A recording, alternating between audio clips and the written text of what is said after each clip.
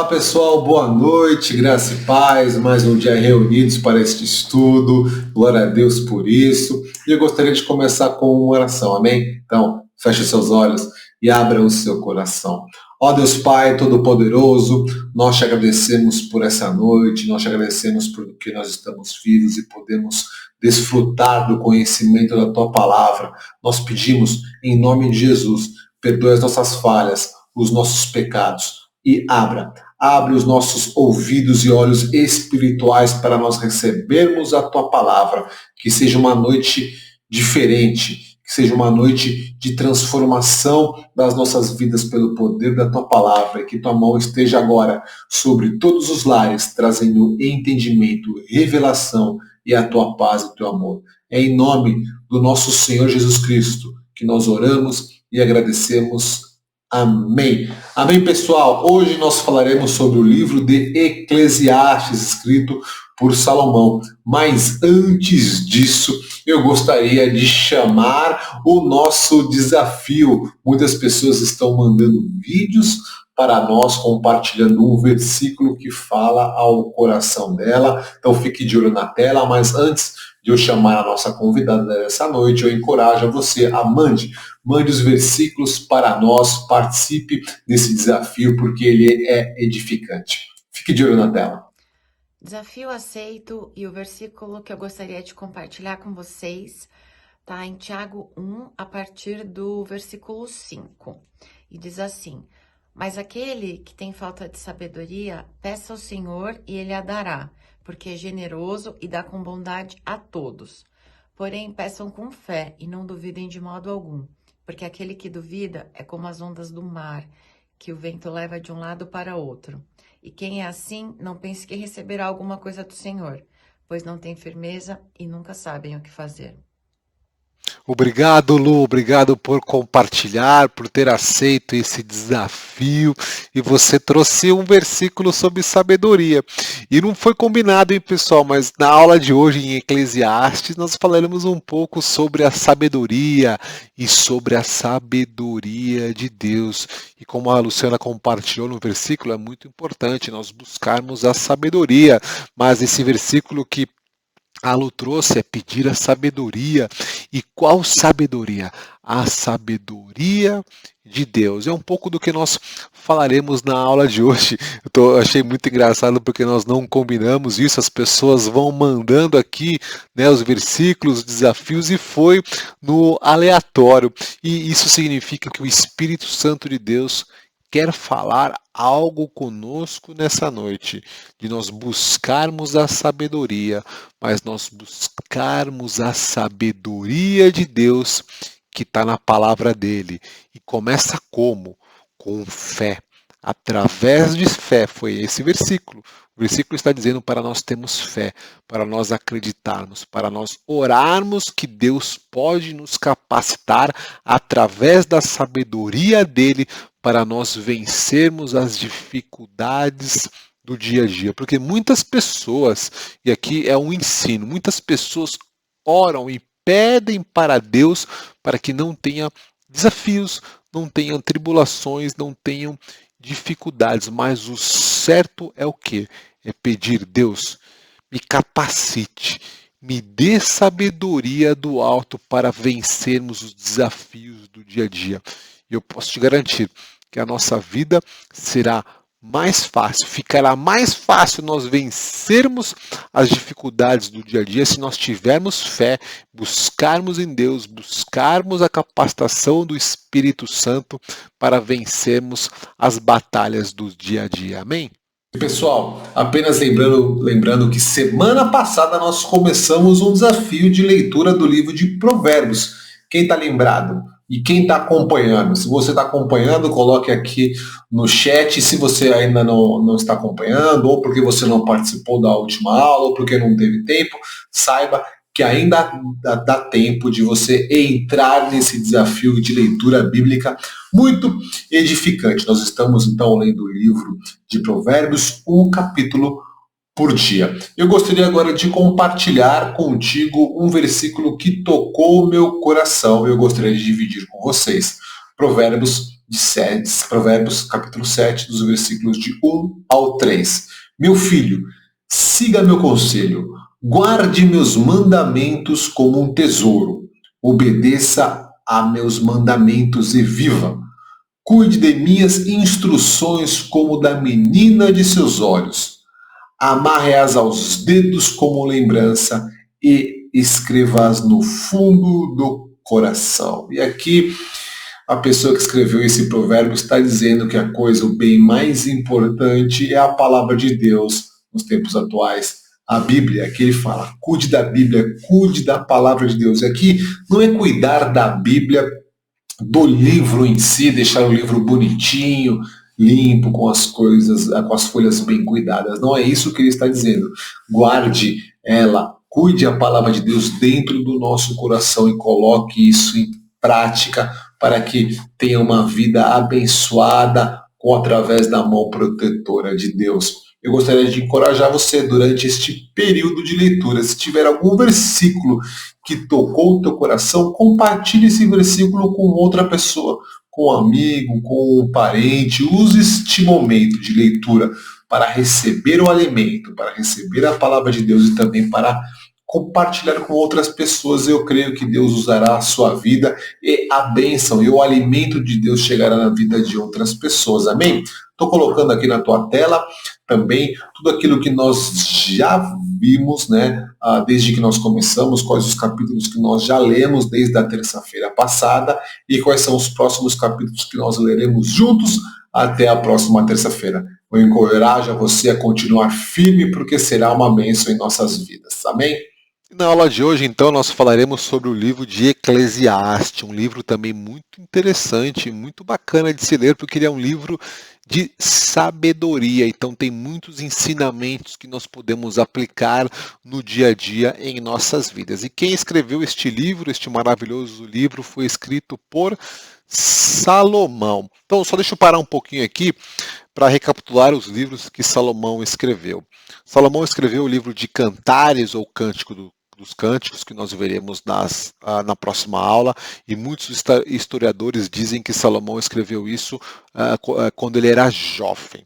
Outro livro, ou parte de outro livro que Salomão escreveu, foi qual? O que nós assistimos na aula passada, Provérbios, e os historiadores entendem que Salomão escreveu isto em sua maturidade, quando ele já tinha adquirido alguma ou certa experiência de vida.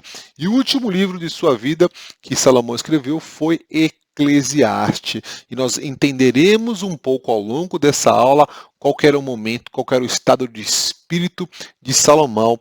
Este livro foi escrito então em 935 anos antes de Cristo, e Salomão faleceu por volta ali de 931 anos antes de Cristo. Lembrando um pouco da história deste homem, Salomão foi um homem que começou a sua vida muito temente a Deus, que respeitava muitos atributos de Deus, mas ao longo de sua vida, Salomão foi se envolvido com coisas erradas que não agradaram a Deus, e um dos motivos disso, ou um dos reflexos das atitudes de Salomão, foi que depois o reino de Israel foi dividido em dois. O reino de Deus foi dividido em dois, em Israel e em Judá. Nós vimos isso um pouco nas aulas passadas, mas infelizmente Salomão preferiu não temer a Deus, preferiu não seguir os caminhos de Deus e se envolveu com outros deuses, se envolveu com práticas que não agradavam a Deus, de adoração de outros deuses, e o seu final foi um final muito triste, e é um pouco do reflexo neste livro aqui. Eu estava estudando um pouco mais sobre esse livro para trazer uma mensagem, e eu achei uma imagem aqui, achei um cartoon muito interessante, que é o resumo deste livro. Eu gostaria de compartilhar contigo, então fique de olho na tela. Este desenho aqui, esse desenho animado, é um pouco do resumo, né, deste livro. Então nós começamos ali quando uma pessoa é bebezinha. E quando a pessoa é bebezinha, ela pode ser nova demais para pensar em Deus. E essa pessoa cresce e depois talvez ela fique radical demais para pensar em Deus. E aí chega na adolescência, chega na juventude, cheio de energia, a pessoa se considera vitoriosa demais para pensar em Deus. E depois disso, a pessoa encontra a sua alma gêmea e ela fica feliz demais para pensar em Deus. E a pessoa casada tem que trabalhar muito dia após dia para trazer sustento para casa e a pessoa fica cansada demais para pensar em Deus. Depois a pessoa ela já tem ali rendimentos muito bons que ela consegue aproveitar a vida, então ela está descontraída demais para pensar em Deus. Depois ela já alcançou um padrão de vida muito bom e a pessoa fica presunçosa demais para pensar em Deus. Depois começa em todas nas nossas vidas, na vida de muitas pessoas tem as aflições, tem os desafios e por causa das aflições a pessoa fica aflita demais para pensar em Deus. E é comum na vida de todos, a pessoa começa a envelhecer, então chega a velhice e a pessoa está velha demais para pensar em Deus. E até num determinado momento que já é tarde demais para pensar em Deus, a pessoa falece e a última imagem diz o seguinte: aqui jaz alguém que não pensou em Deus. E essa historinha, só para descontrair aqui na aula, é a realidade de muitas pessoas. Talvez você conheça uma pessoa que está neste estágio aqui de sua vida, que não tem tempo para pensar em Deus. Quantas e quantas vezes eu já escutei algum destes pontos aqui, algum desses momentos da vida de uma pessoa, que ela simplesmente não tem tempo para Deus. Porque outras coisas são mais importantes do que conhecer mais de Deus. Mas eu me alegro, eu estou feliz pela sua vida, porque eu sei que você tem tempo para Deus. Por isso que você está reunido conosco através desse canal do YouTube.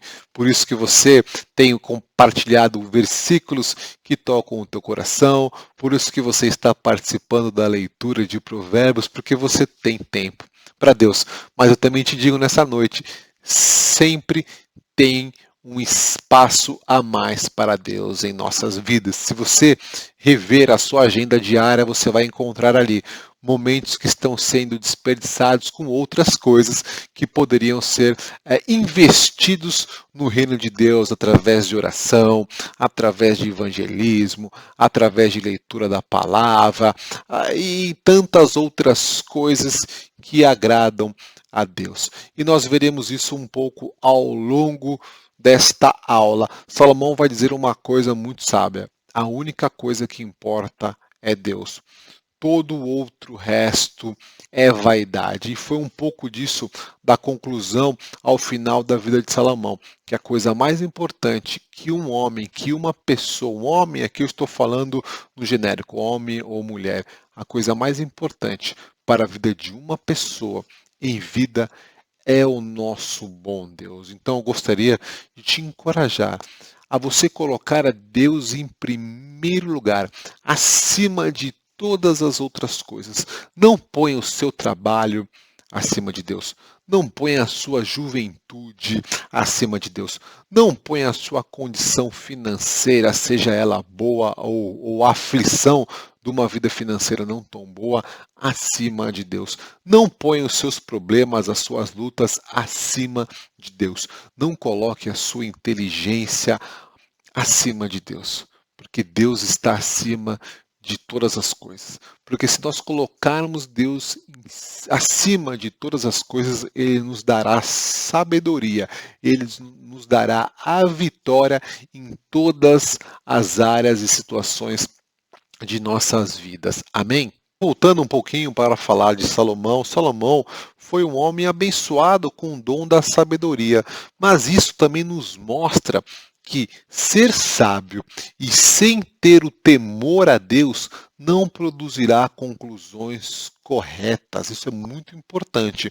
Uma pessoa que é muito sábia, mas que não teme a Deus, tomará decisões erradas e trará problema para suas vidas, né? E aí nós vemos que as ações erradas de Salomão, por causa disso, porque ele tinha sabedoria, mas não tinha temor a Deus, levaram à separação de uma nação. Salomão conhecia e temia a Deus por um tempo, mas num determinado momento, por causa da sua vaidade, ele seguiu caminhos que não agradaram a Deus. Já compartilhei um pouco sobre a data deste livro. Eu gostaria de compartilhar algumas circunstâncias especiais deste livro. Salomão havia se apartado do Senhor. Salomão recebeu sabedoria. Salomão teve tremendas bênçãos, mas as bênçãos que Salomão recebeu não preveniram Salomão de se desviarem dos caminhos do Senhor. E uma frase muito importante que eu gostaria que você refletisse nessa noite. Muitas vezes focamos mais nas coisas que Deus nos deu do que no Deus que nos deu as coisas. Reflita comigo nessa noite. Reflita comigo nessa noite. Nós estamos procurando as bênçãos de Deus ou nós estamos procurando o Deus que pode nos abençoar? Nós estamos pensando mais em quê? E a resposta certa é: nós temos que pensar mais no nosso bom Deus, porque todas as outras coisas são acrescentadas na vida daquelas pessoas que o colocam em primeiro lugar.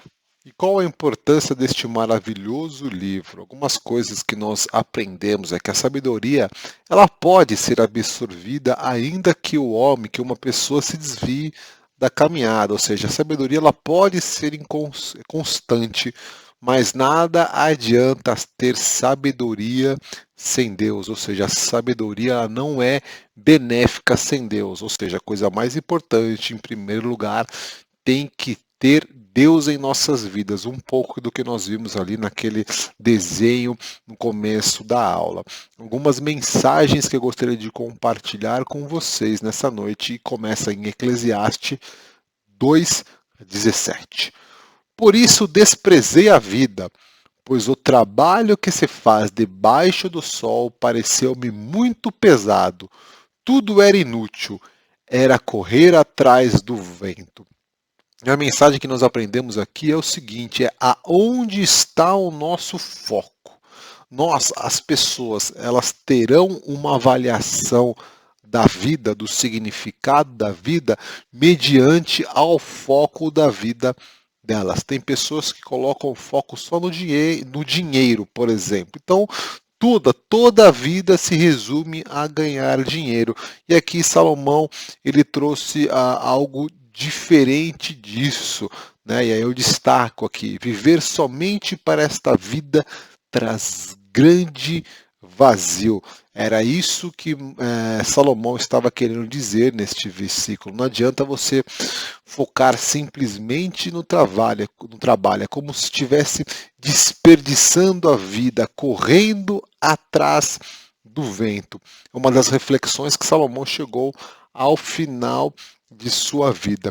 Uma outra reflexão que Salomão teve foi: uma vida cheia de preocupações com coisas terrenas pode se tornar entediante e cíclica. Eclesiastes 1:9. O que foi é o que há de ser, e o que se fez, isso se tornará a fazer. Nada há, pois, novo debaixo do sol. E aqui nós vemos que a preocupação nas coisas do cotidiano, nas coisas do dia a dia, torna uma vida cíclica, torna uma vida repetitiva, sem sentido. Porque deixa eu te dizer uma coisa nessa noite: você foi criado à imagem e semelhança de Deus. Nós aprendemos isso lá no começo deste estudo. Isso tem um grande significado, porque se nós tiramos Deus de nossas vidas, se o nosso foco não está em Deus, a vida se torna repetitiva, a vida se torna entediante. Muitas pessoas buscam os prazeres dessa vida porque elas estão tentando preencher um vazio, mas o único vazio que nós temos dentro de nós só pode ser preenchido pela presença de Deus, através da presença do lindo Espírito Santo de Deus.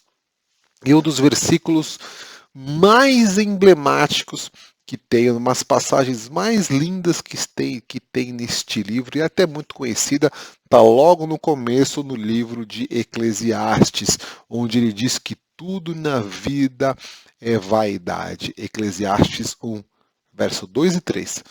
Vaidade de vaidades, diz o pregador, vaidades de vaidades. Tudo é vaidade. Que proveito tem um homem de todo o seu trabalho com que se afadiga debaixo do sol? E aqui a raiz hebraica da palavra vaidade não quer dizer, não é como a vaidade que nós conhecemos hoje, não. O significado no hebraico é vazio. É algo sem sentido, a palavra rebel. Engraçado que essa palavra tem muito a ver ali com a raiz do nome de Abel, irmão de Caim, que foi morto por ele. Então, qual que é a conclusão que Salomão chegou de sua vida? Que tudo é vaidade. Que tudo que não tem Deus é vaidade. Tudo que não tem Deus é vazio. Uma vida que se leva sem a presença, sem buscar agradar a Deus, é vaidade. Nada importa. Então, eu quis resumir alguns versículos que nos fazem refletir sobre a importância de nós colocarmos Deus em primeiro lugar e não nos preocuparmos muito com as coisas do dia a dia, com os contratempos. Nada em nossas vidas é mais importante do que a intimidade com o Senhor, com a presença de Deus. Eu gostaria agora de terminar a aula de hoje com uma mensagem para o teu coração. Essa mensagem ela visa tocar o coração de todas as pessoas, mas principalmente daquelas pessoas que estão sem esperança, que não estão acreditando no amanhã, seja na área sentimental, seja na área da saúde, seja na área profissional, na área financeira, para aquelas pessoas que estão com o coração apertado, amargurado, esperando algo acontecer. Salomão, através da inspiração de Deus, deixou algo grandioso para nós sobre o tempo de Deus, quando as coisas devem acontecer. Eu não sei se você já se perguntou para si mesmo, até para Deus, quando vai acontecer algo importante em nossas vidas? E este versículo vai compartilhar algo profundo conosco. Veja só, Eclesiastes 3, a partir do verso 1. Há um momento certo para tudo, um tempo para cada atividade debaixo do céu.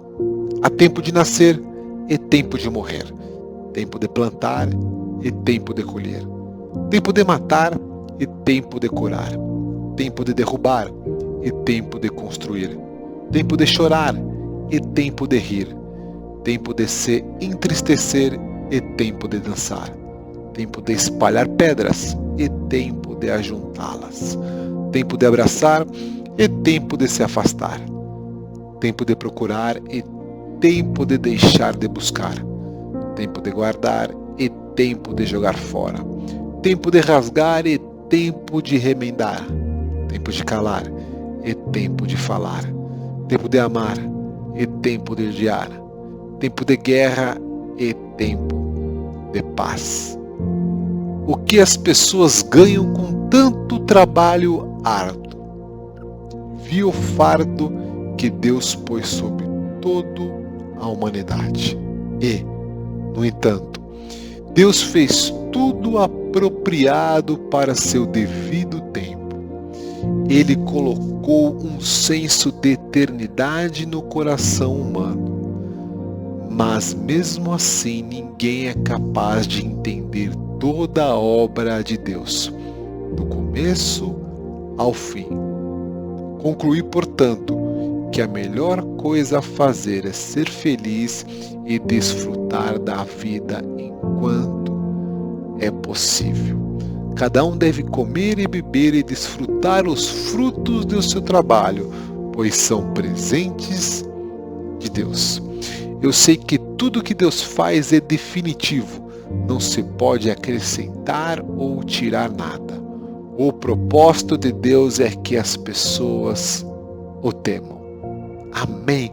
Amém, queridos. Então aqui, este homem sábio, rico, de muitas experiências, conclui os seus últimos anos de vida, dizendo que tem tempo para todas as coisas, mas a coisa mais importante que uma pessoa tem que fazer é desfrutar um dia após do outro e principalmente temer a Deus.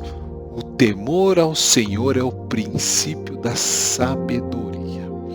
De novo, o temor do Senhor não é ter medo dele, mas ter reverência ao bom Deus que criou todas as coisas. Saiba, se você entregou a sua vida para Jesus, se você está buscando a este bom Deus através de estudo, oração e leitura, o tempo certo de Deus acontecerá na sua vida. Não temas, não tenha pressa, não fique angustiado, porque Deus está preparando. Deus está cuidando da sua vida para algo grande acontecer. Há tempo para todas as coisas debaixo do céu. Entregar a vida para Deus significa o quê?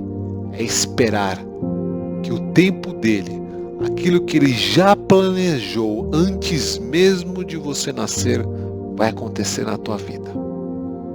E saiba que o que está para acontecer é algo lindo. Luiz, e por que será algo lindo? Porque foi algo que ele planejou. E ele é soberano. E ele é onisciente. E ele ama a tua vida.